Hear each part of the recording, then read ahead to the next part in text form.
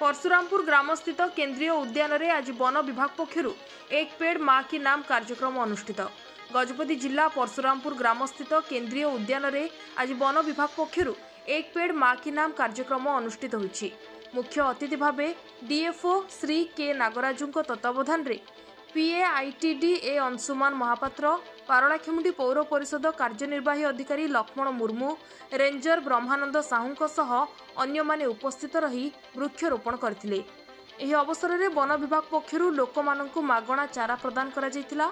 परिवेश सुरक्षा एवं सबुजिमा करबा नै वन विभाग पक्षरु एही कार्यक्रम आयोजन करा जायतिबा सूचना प्रदान करा जायछि।